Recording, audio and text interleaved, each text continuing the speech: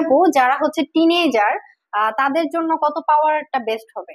ওকে, so গ্লুটাথিয়নের যারা session আপনারা নিতে চান, 18 ইয়ার্স প্লাস বয়স হয়েছে এবং এর আগে কখনোই আপনারা যারা গ্লুটাথিয়ন নেননি, তাদের জন্য হচ্ছে আমাদের সুইজারল্যান্ডের মিরাকেল হোয়াইটটা আমরা সাজেস্ট করি।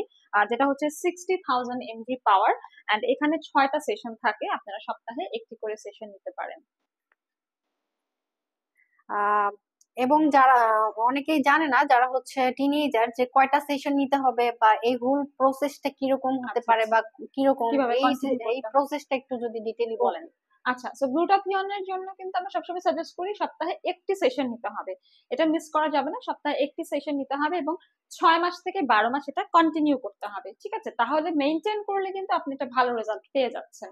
আবার অনেকে আছে যে বলে যে আমি সময় পাই না, আমার হচ্ছে দেখা যায় যে আসতে প্রবলেম হয়, সেক্ষেত্রে আমরা বলি তাহলে আপনি সেশনের পাশাপাশি কিন্তু গ্লুটাথিয়নের সাপ্লিমেন্টটাও নিয়ে নিতে পারেন, সেটা কিন্তু তাহলে আরো ভালো কাজ করবে, দুইটা একসাথে ভালো রেজাল্ট প্রোভাইড করবে। তো এটার কোনো প্রিকশন আছে কি?